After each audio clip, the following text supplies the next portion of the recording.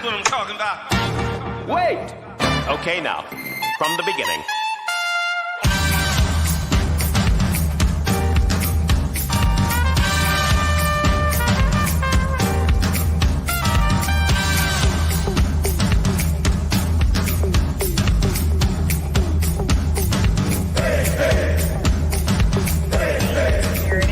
Become the best instructor you're meant to be. Exercise for a sense of community. Founder and CEO of TRX. You've done that. You've won somebody over forever.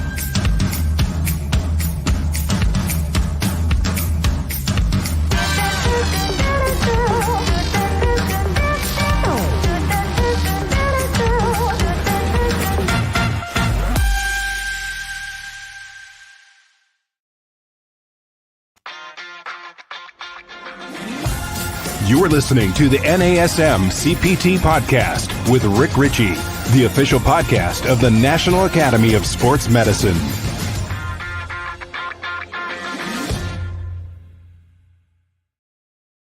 Welcome to the NASM CPT podcast. My name is Rick Richey, and I'm here with my friend and your favorite podiatrist, Dr. Emily Splichal. How's it going, girl? It's awesome. That video was intense. I'm like, fired up now. I am amped for Optima. I'm looking forward to it. I know, me too. Hey, thanks for doing this again. This is a part 2. We spoke about a month ago, and we did not cover everything we wanted to cover. And there was such good feedback. I just want you to know we had really wonderful feedback, a lot of questions, people were engaging. And so the fact that we're going to do this again makes me pretty happy. So thank you very much. Yes, of course. You know what I'm looking at, because we're doing a Facebook Live right now, and I realized that I didn't take my hoodie off. So I feel like Trevor Noah, just wearing my hoodie while I speak to everybody. But I want to get into some chit chat about the foot and the ankle, something I feel like you may know something about. So just, can you give us, for those who didn't listen to the part 1, the first time that we spoke together, can you just give a brief overview of who you are, your background, and then we'll get into some chat?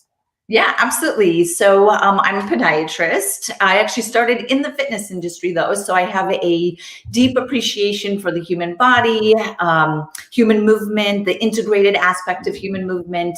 And I'm the founder of EBFA Global, where we focus on barefoot education from the ground up, foot to core, breath to pelvic floor connections. So definitely has evolved from feet. And then I'm the founder of Nabosa Technology, author of Barefoot Strong, and really just trying to change the way that the industry thinks about feet from not just a biomechanical perspective, but also a sensory perspective. Interesting. All right. So let's hit both of those. Let's talk biomechanics first, and mechanics of the foot and the ankle. Let's look at this. There's some chatter out there that the ankle is not one joint. What are they talking about? Well, I don't know exactly who's referencing that, but there are 3 joints that comprise the ankle. Yes. Yeah. So I think it's important for people to think of the ankle not just as a simple hinge joint, where if you have a client who has limited ankle dorsiflexion, which is what most people think of with the ankle, let's say that they're doing a squat pattern, that if you see a restriction in the ankle movement during a squat, we want to remember that the ankle joint is not just a hinge. So you don't want to just think, okay, like flexing your elbow, can't you just stretch something or force it, or just the simplicity of thinking of a hinge, that the ankle joint is actually a triplanar joint that is doing multiple movements at the exact same time, is how I would explain it. And the way that I have people start to appreciate this when I teach my workshops is that if you look at the orientation of the ankle axis, that helps you to appreciate that that joint is not just a hinge. So I want people to do this as I'm talking through it, is if you take your right hand and you grab your right ankle, grab the malleoli of your right ankle. So your right thumb is on your inside ankle bone, or your medial malleolus, and then your pointer fingers on the lateral malleolus. And I want you to even shut your eyes with me. And I want you to feel the orientation of your tibia, which is the inside ankle bone, with the fibula, which is the outside, and feel and appreciate that orientation or the relation to each other. You should feel that the tibia or the inside ankle bone is sitting higher than the fibula, and it's actually sitting in front of your fibula. So if you were to bisect the ankle bones, that would give you an oblique and kind of dropped in axis of your ankle joint. That's demonstrating that this is not just a simple hinge. Every time you move through dorsiflexion, you're actually moving through these other planes. So what happens when you dorsiflex is your foot is actually moving out. So it kind of goes up and out, and then down and in. So up, out, down, in are the movements of the ankle. And you can kind of see that if you move your foot as I'm speaking and you flex it up, it kind of wants to go out. That's the abduction element of the ankle joint. And then when you go down, it kind of wants to come in. So dorsiflex sagittal, abduct out is transverse. You kind of get this coupled motion. Then the way that you use this is that when you see someone squatting, for example, and you know you need sagittal dorsiflexion, but they don't have good sagittal dorsiflexion, they then take the range of motion from the other plane, which is transverse, and they abduct. So they take transverse motion versus sagittal motion, although you want it to be more sagittal. So I know that that could kind of open a lot of conversation, but I hope that that starts to help people to understand the complexity of the ankle joint and why it's not so simply stretch your calves if you have limited ankle dorsiflexion and then that's the solution for everything. There's so many reasons why people have limited ankle dorsiflexion, and tight calves is probably a small percent of what it actually is. And you also see that not just in the transverse plane, but you see a frontal plane eversion starting to happen as well when people lose that range of motion. A question about that. I've heard this phrase, Fick angle. Is that what the oblique angle is that you're talking about, the Fick angle? So there's a oblique and a longitudinal axis in the foot. And I actually don't even speak about those when I do my workshops because it just becomes like so confusing.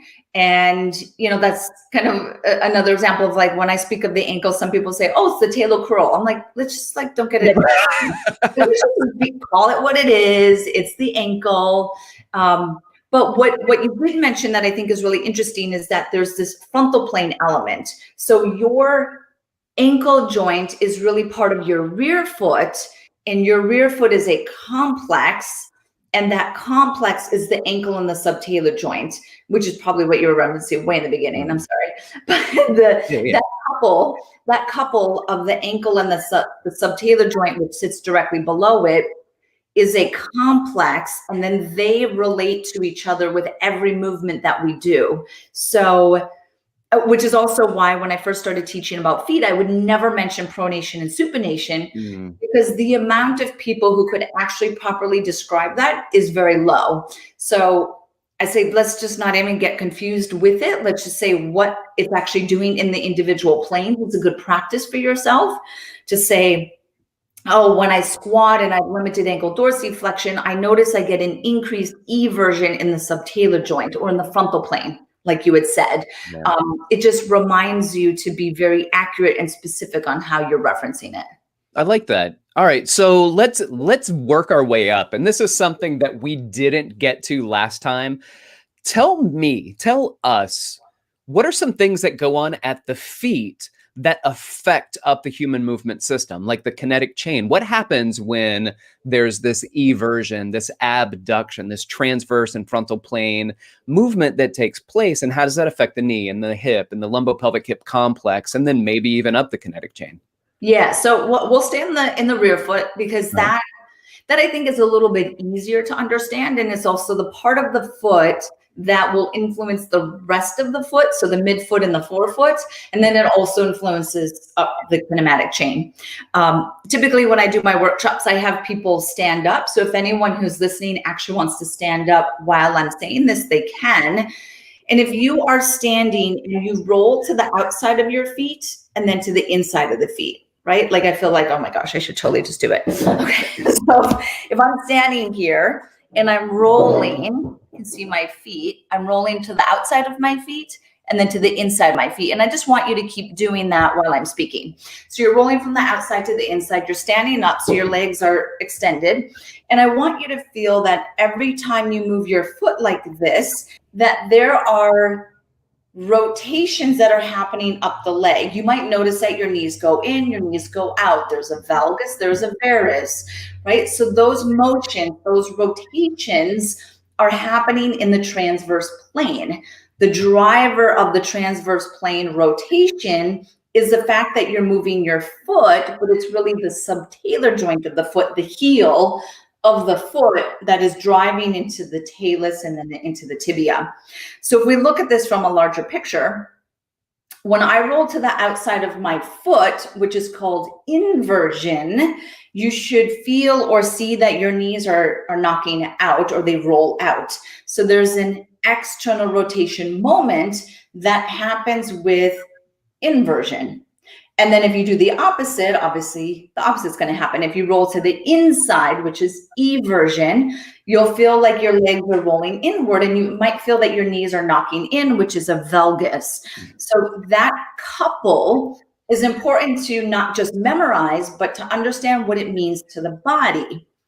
Technically, inversion of the foot, in your mind, you can put an adjective to it and think rigid, stable, power, acceleration, right? This is the position that we want our foot in when we're about to push off or we jump. And then the opposite, eversion, internal rotation, knee valgus, adjectives, is unlocked, unstable, but also deceleration, loading energy, right? So that helps the listeners and the professionals start to truly understand versus just memorize these couples. But what does it actually mean functionally? And I think it's important to point out that pronation and supination, those aren't wrong things. And I think that we use it sometimes in our conversation as we say, oh, when you walk, I went to a running place and they put me on a treadmill and I did a test and they watched my feet and they said I pronate. So that's a bad thing. It's like a spectrum, right? It's fine, it's questionable, and don't do that. So, and that's part of deceleration. We pronate when we decelerate. It's part of a mechanical absorption of force through our how we decelerate force. So I think it's important to point out, but is there a point that you're looking at this and you say, well, where is too much pronation? When is it, like, is there a point that you are looking at and you go, let's I question your pronation, let's get you out of it? Yes. And some of that's a really, really good point to emphasize, is that yes, there's a degree. And when you get past a certain degree, it's very difficult to kind of reel in the control of the foot. This is where people look at orthotics, right? And maybe more supportive shoes. And there is a role for orthotics and supportive shoes for people on a spectrum. Some of the decision of how much pronation is too pronation, or it's too much pronation, some of that is clinical experience, is that I know how a foot of a certain type is going to move just based off of seeing thousands and thousands of feet. But what I would say for the professionals who are listening is the part of the foot that I actually look at that is a powerful indicator of control of feet is the midfoot. So we happen to reference the rear foot just now, which is the ankle and the subtalar joint. But if we look at the midfoot, this actually dictates so much more about how a client can control their feet. That is the arch, but it's not just does someone have a pancake foot, because someone can have no arch, pancake foot. It's just an easy way that I explain it. But they're not pronating. They're not actually, there's no rotation / eversion and the knees aren't going into a valgus. You actually don't see that. Completely different foot type. And I don't want to make it confusing, but this is why feet are confusing. Just because someone doesn't have an arch does not mean that they're pronating. Now, what you want to look at, and what I teach in EBFA courses, is that there's a part of your foot that's called the navicular, which we could totally find that bone together. I think it'll be fun. Why not? Hands on here. So if you take this, sorry, I'm in my bathroom. Yeah, but don't mind. Zoom COVID times.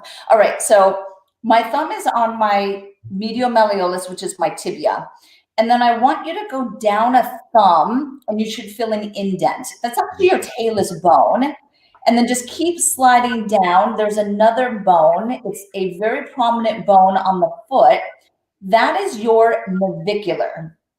Okay, so we all fall under our navicular. That navicular bone is your highest point of your arch. Okay, so now when your navicular drops, when you stand up, that is someone who has, it's called navicular drop, but it's mid-foot pronation. That's really the biggest indicator of, can someone control their feet?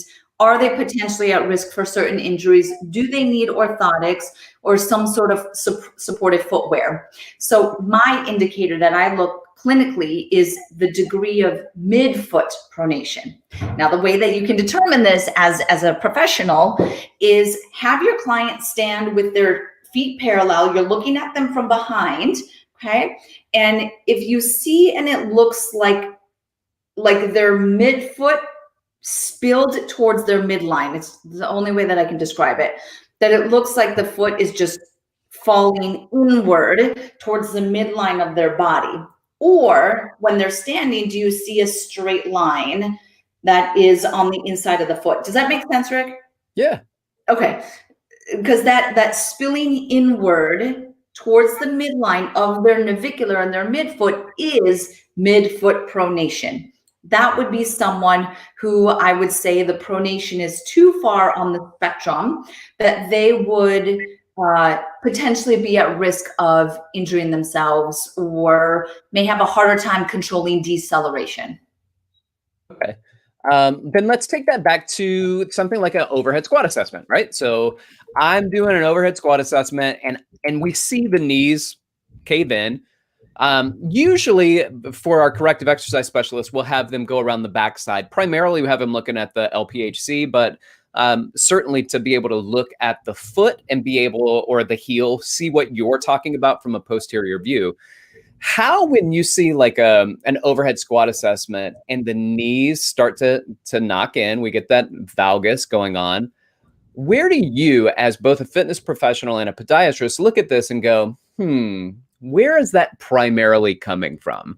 Is that primarily a foot and an ankle situation, or is it primarily a hip situation? That's and you mentioned the triplanar of the foot and ankle, right? So it's abduction, but very, very similar in many ways. And then we have the hip, which does go through circumduction in a very smooth fashion.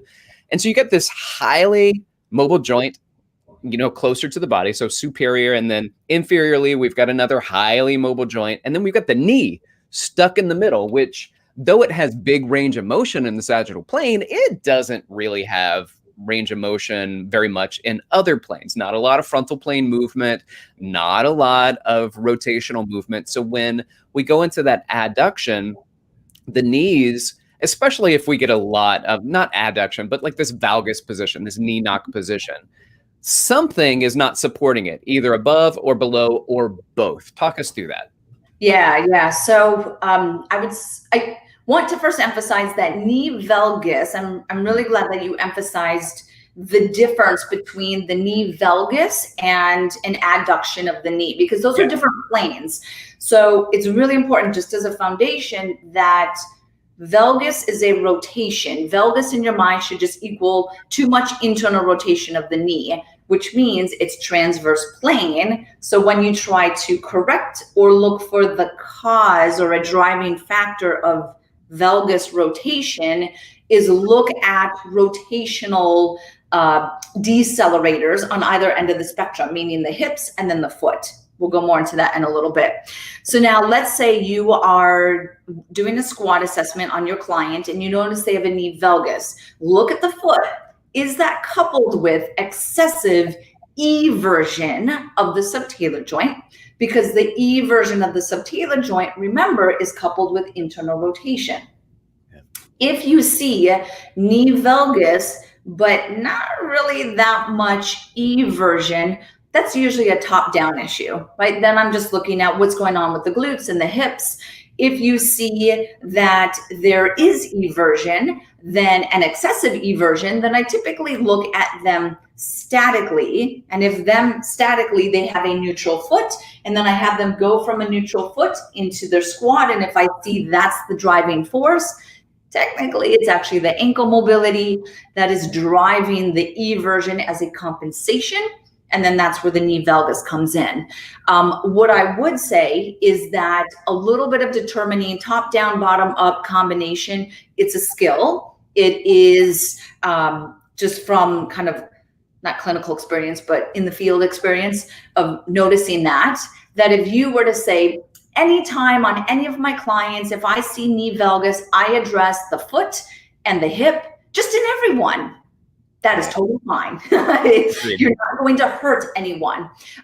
What I would say is that some of the biggest drivers of knee valgus that are bottom up is ankle mobility. It's going to be ankle mobility, or it's going to be their foot structure, their foot type, which is the whole midfoot pronation that I was just speaking about. If you see that on someone statically, you almost know that as soon as they squat, they're going to go into a valgus because their foundation is internally rotated because of their foot type.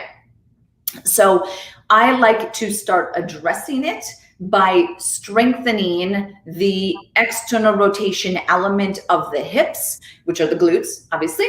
And then I like to strengthen the external rotators of your foot, which is your posterior tibialis. So those two muscles work in synergy with each other, and it's really important to teach them to coordinate with each other. Another thing that I like to emphasize is that the client understands what neutral even is. That's what I would say before any of this, is that can you help your client find neutral? So I call it setting your base. So before you do a squat, even before you do a bicep curl, you do a kettlebell swing, whatever it is you tell your client, you say, okay, set your base, and then, right, you start going, right? But they have to understand that to set their base, they rotate from the hips. It's not, you're not tearing the ground apart. That's not the cue that I like. Don't tear the ground apart, because that is a frontal plane cue. But what is a valgus and what is eversion and pronation? They're rotations. So I try to get them to feel that it's actually they need to rotate all the way into the hips and into the glutes to set their base and find neutral. Does that make sense as well? It does, yeah. And one of the things that I see that people do is that when they rotate, sometimes they let this inversion take place in the foot, where you see the big toe and that first metatarsal head, like they just come off the ground. They just supinate. So I think also something else that's very important is keeping the foot on the ground so that then even the intrinsic muscles of the feet start to work. Because if you just evert the foot, then that's ankle movement. There's no strengthening there. But if you keep the foot planted while you rotate, then you get this shortening of the foot, and you get the intrinsic muscles of the foot starting to activate as well. Is that right? Yeah. So a huge part of how we build stability in the feet is through our toes. So obviously you want your toes on the ground. That's called purchase. So that's also something that when you're looking at, if you assess your client's feet, and especially as they get older, is maintaining digit purchase is really important to balance stability, power, force, things like that. That's how we essentially anchor into the ground. So absolutely, as you had said, Rick, is that you want the toes in the ground and then spiral out. Your toes and your heel are on the ground, and you're almost like corkscrewing in a sense, but you want the corkscrew to go all the way into the hip. This is obviously mimicking my leg, right? And then all digits stay in ground. You get a lift of the arch. You get a contraction of the intrinsics, which are the small muscles of the feet. All of your intrinsics are inverters. So they are stabilizers of your foot. So the more that you get them involved, the more stable the foot is, the more stable the foot is, the more stable your core and your hips are. And then you become very integrated, which is obviously the goal.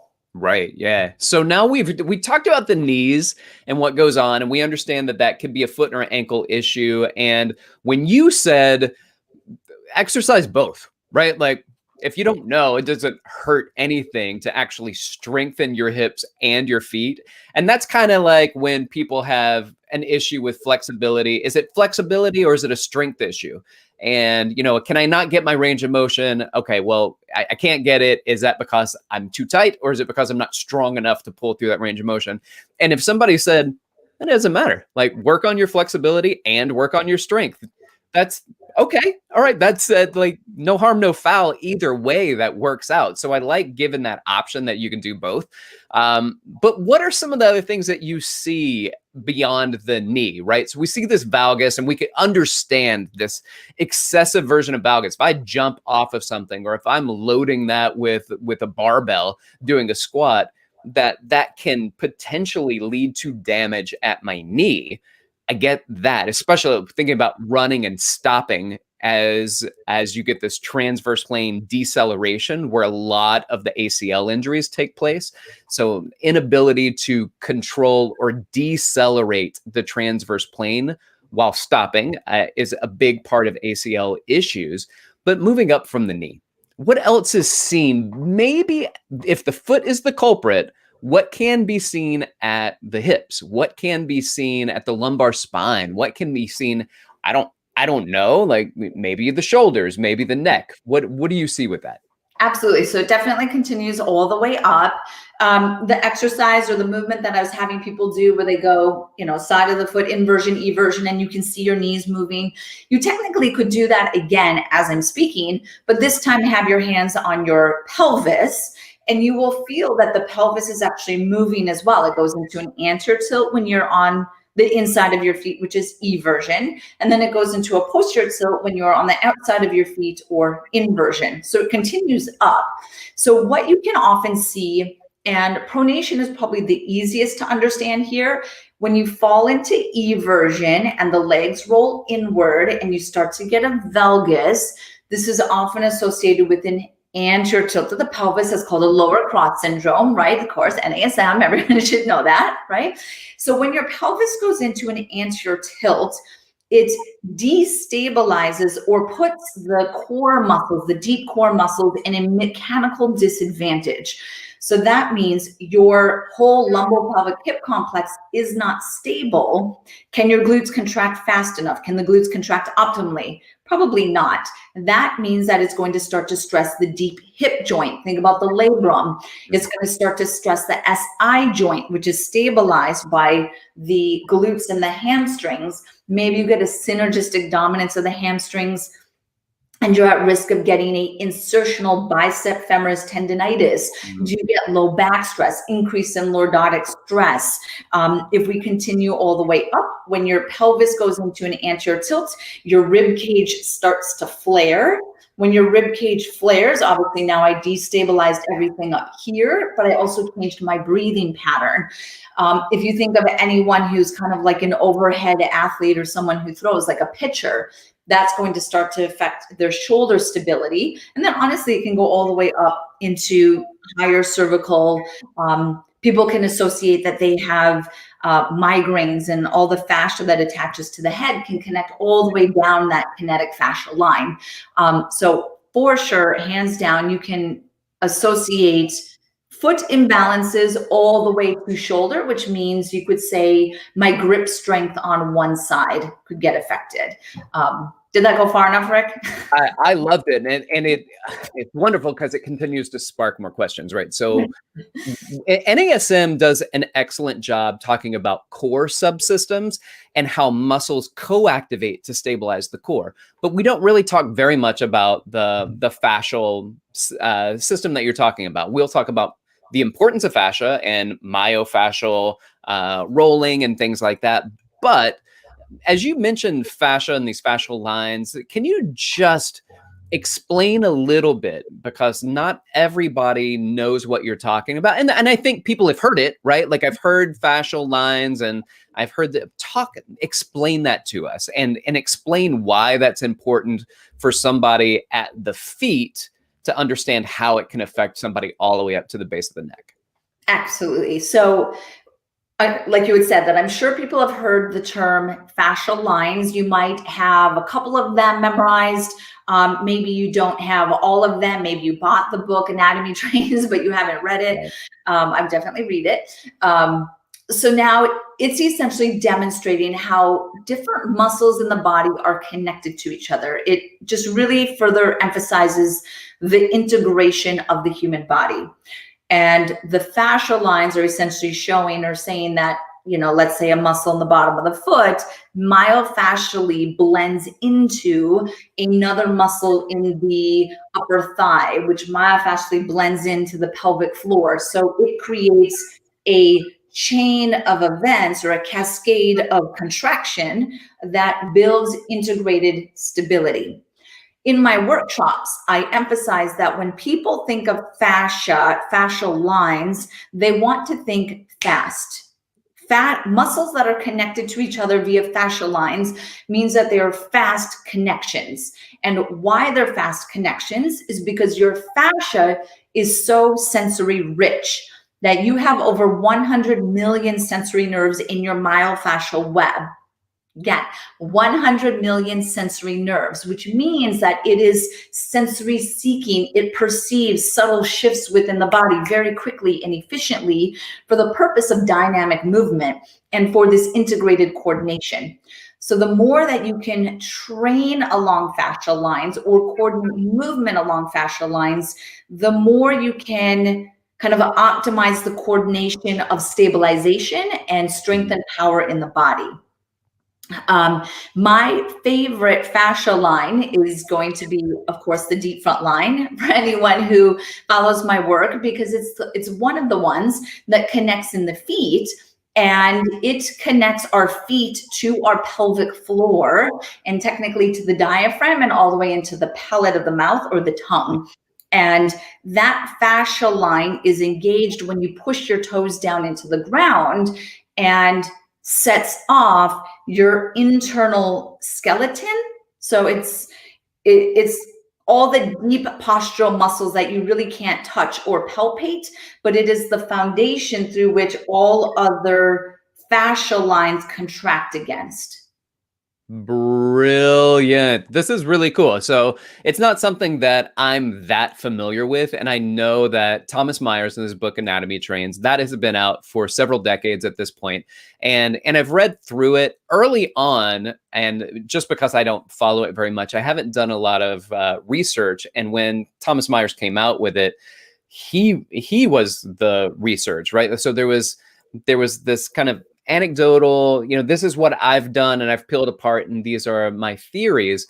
I'm not sure, like what research, is there research that's come out that's seen these connections in action, or are they still just links, but do we know yet how they work together? Yeah, so if you follow, there's a World Fascial Congress, and they do a conference, I believe every year or every other year, and it switches countries. Yeah. So it was in the US several years ago, and they do, top fascial researchers present on what they looked at. Some of them are cadaver studies looking at these fascial attachments. Others apply to a myriad of other kind of applications within fascia. So it's not just movement based, but really, really interesting on this category within the human body. Dr. Robert Schleip is a fascial researcher that I follow a lot of his work, and he does a lot of research on the myofascial connections and cadaver studies. I believe it was the last year's World Fascial Congress that they actually went through and further demonstrated this connection of the lines that Thomas Myers first referenced. So there was additional cadaver studies, Rick, to support it. Now, why I like fascia so much is because my fascination in the human body is really the sensory element. And I love biomechanics. I love, movement and levers and physics, which sounds crazy that I like that, but I do. It's just to each his own, right? I know, who loves physics? I don't know. But really what is controlling the body on a much more powerful, subtle way is the nervous system, because ultimately it's the nervous system that moves the muscle. If you have no neuron, there's nothing that's going to move the muscle. So my fascination has shifted much more towards sensory stimulation, sensory optimization, vibration, texture, weights. I use a lot of wrist weights and weighted vests on patients so that they can feel their body. I do a lot of water work. I do breath work. So there's kinesiology taping. Like all of these things are really within the space of kind of sensory optimization of the body, which is what fascia is. So the more you become fascinated in different areas of human movement, it kind of takes you down these rabbit holes. So fascia, yes, it's a mechanical structure in the body because it connects muscles to each other and that's how we move. So I'm speaking more mechanics.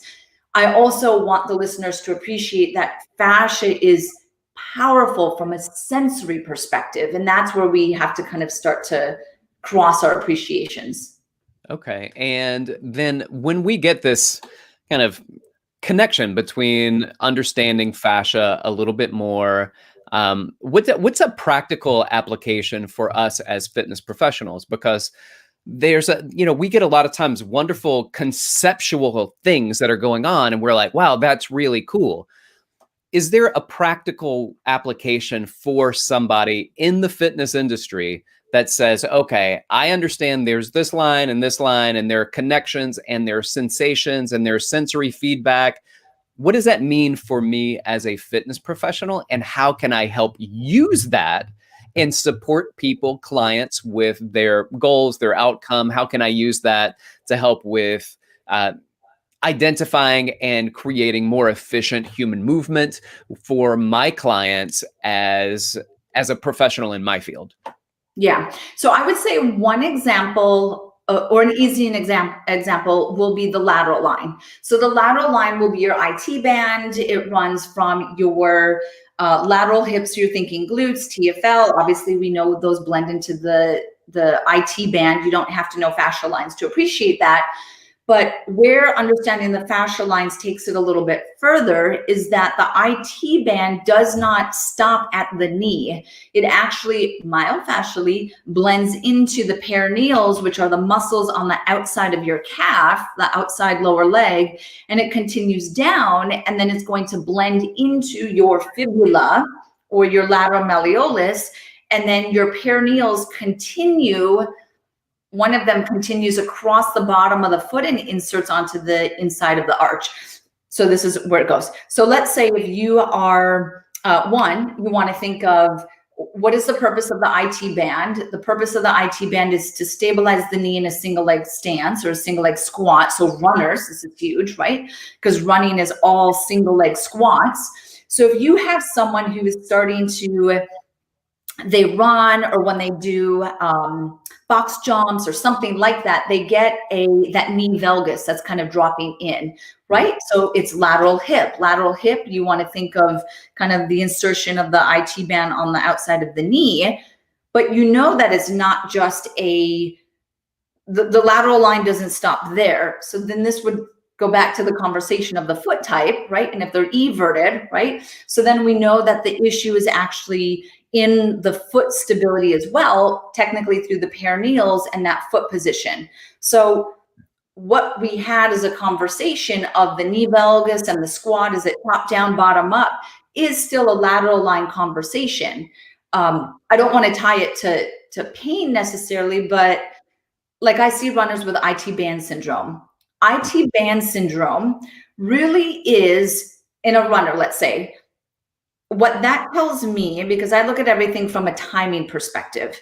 So I know it's a lateral line issue, but the timing at which they're engaging their glutes in their lateral line is not fast enough.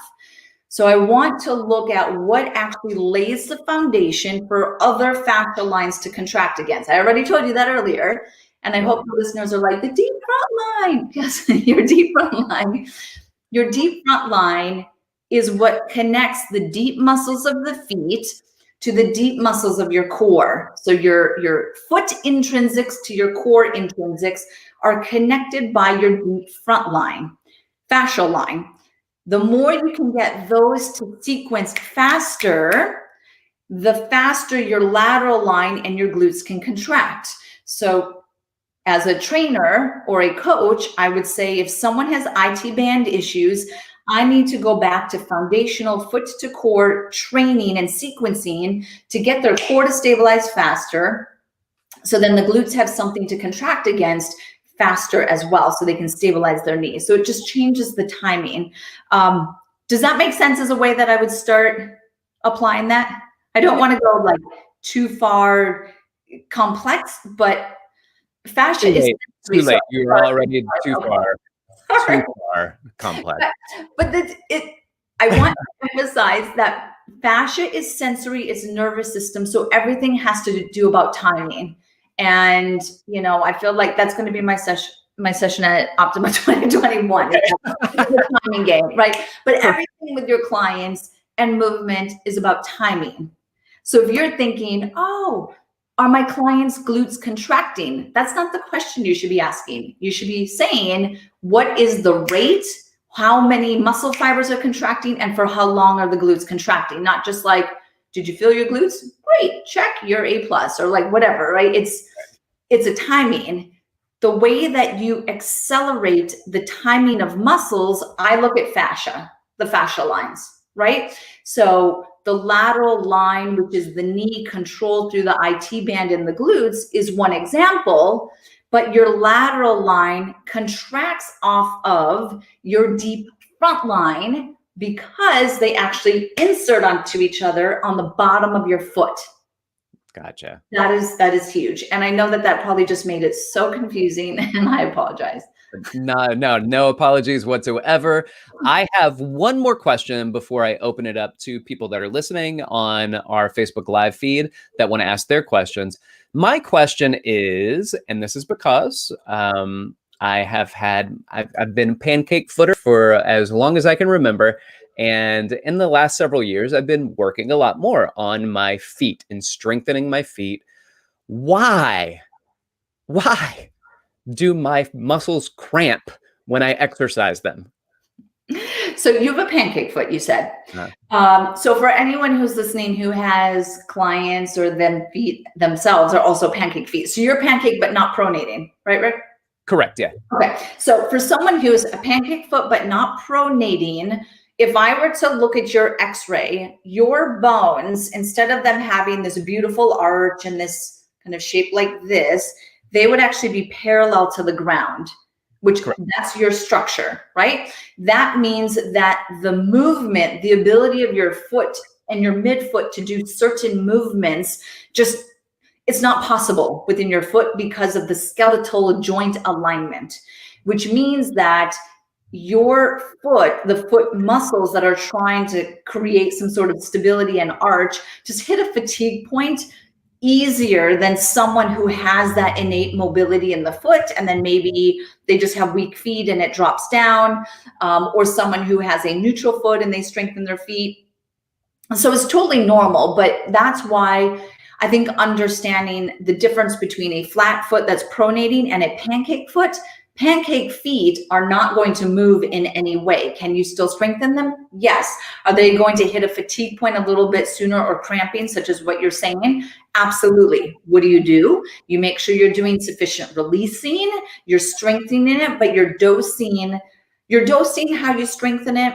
And then I think what's also important is that some people think that when they train the foot muscles, that they should feel a burn, like when they strengthen their biceps or their glutes or their quads. This muscle is completely different. You never want to be maximum contraction, feel the burn, you're getting hypertrophy of these intrinsics. That's not the way that these muscles work. The analogous of the intrinsic muscles of the feet are your pelvic floor. You never train your pelvic floor and be like, woo, that was a burn. Like that lactic acid in my pelvic floor. Like, you just don't do that. Like the same thing with your diaphragm. Like, oh my gosh, like I have lactic acid in my diaphragm. Like those muscles don't work that same way. So I think that finding the perfect balance of recovery, intensity, duration is really how we should be training the foot. And you should be training the foot to integrate dynamically with the core and the rest of the body versus, like I'm not a fan of towel crunches. So just like I'm going to bicep curl, I'm going to intrinsic. That's not the way that they work, right? So I hope that helps you. That makes sense. That does make sense. All right, so let's jump over to our producer Greg and talk to us, man. Let us know if there's some chatter in the thread there. Oh, there certainly has been. Everybody's been very appreciative, so thank you, Dr. Emily. A couple questions for you. Peter in the chat wants to know if you can go over how to determine whether the cause of valgus is coming from the top or the bottom of the foot again. So that's where I mentioned a little bit earlier that when you're looking at valgus knee in a squat assessment is look at the feet as well. If you see that the feet are neutral, but the knees are still in valgus, that's going to be a top down. And then if you're looking at the squat and you see a quite dramatic E version of the foot with the valgus, then again, you could say that that's top up, but what I had mentioned earlier is that if you strengthen both the foot and the top, you're not going to do harm. I actually, every single one of my patients that I see pronation E version valgus, I strengthen the glutes. So both the foot and the glutes in every single one of my patients. And I think that that's the way that we should be looking at it, is whether the valgus is top down, bottom up, or combination, everybody should be addressing foot strength from a local perspective, but also from a hip-driven integration as well, because they're integrated muscles. Nice. I like that. All right, cool. What else, Greg? Laura in the chat says, I have a client that sprained her ankle 3 years ago and never went to the doctor. She has excessive aversion in both feet, but specifically in the one that she hurt. When we do single leg exercises, especially loaded, she feels her ankle burning. What can I do to help her? She won't go to the doctor, and I'm concerned that I might make an old injury worse. Yes, so that is a good question that we could just kind of apply broadly to other situations that some of the trainers and coaches may be experiencing. Is that if you're doing an exercise that is triggering some sort of nerve symptom, so burning is a nerve symptom, then I would definitely back off. Obviously, you don't want to trigger things and make them worse. And obviously, we know within our scope that it's not to diagnose, that I would try to encourage her or them to get a second opinion or to see someone from the fact that I would say, I don't feel comfortable doing these exercises, but these exercises are very important to your progress and your programming and how I really want to achieve X, Y, or Z. But before we can proceed to those exercises, I need to know that it is cleared or safe, that we're not doing further damage.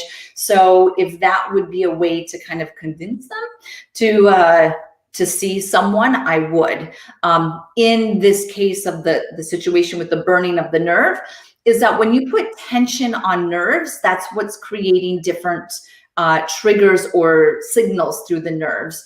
So it could be that the movement execution is pulling on the nerve or flexing it and putting tension that is triggering a symptom. So that's where I would refer them or recommend them, hopefully in the way that I had said will help them see a doctor.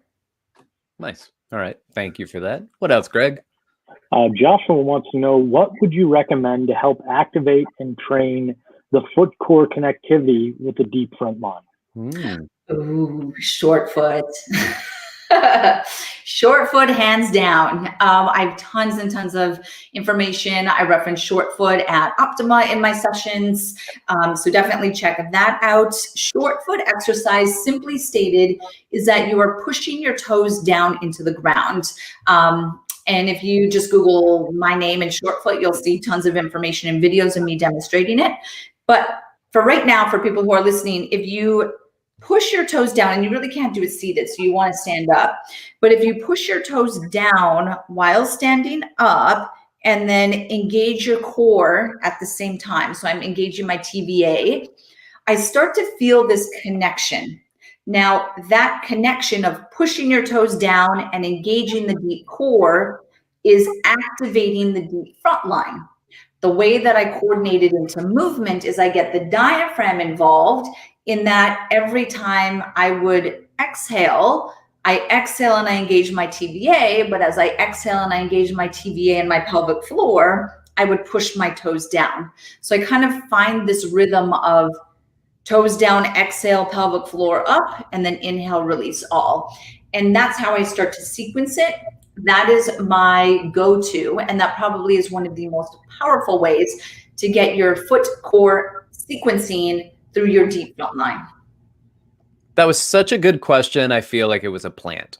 I feel like it was a planted question just so you could answer that question. I really wrote it myself. It was very good. Anybody else, Greg? We are pushing time. I want to make sure that we're respecting Emily's time. And so let's, if we have any more, let's do it, and then we'll move on. No other questions, but I just want to remind everybody we've got our online Optima coming up here October 13th through the 16th, a great fitness and wellness conference that both Rick and Emily will be speaking at. So if you click the link in our bio, there's still time to register. Highly recommend it, because if you enjoyed this conversation, there are multiple opportunities to hear from both of them, and I encourage you guys to do so. Perfect. Thank you, Greg. And Dr. Emily, thank you so much for doing this yet again. I really appreciate it. And I do want to say I'm looking forward to your sessions at Optima 2020 this year. Awesome. Likewise, it was a pleasure. And I look forward to seeing everyone virtually and then in 2021. And real quick, how can people find you? Yes. So my website, my education website is ebfaglobal.com, ebfaglobal.com. And then my podiatry practice, where I also link information through, is just my name. So dremelysplichal.com. And then I'm on all social platforms. And I tell people, if you just Google barefoot Dr. Emily, you get everything you want to know. Perfect. Emily, thank you so much for being here. I really appreciate it. Thank everybody for listening. My name is Rick Richey. You can hit me up at Instagram, DM me with any questions that you may have, dr.rickrichey. And you can email me at rick.richey, RICHEY, at nasm.org. This has been the NASM CPT Podcast.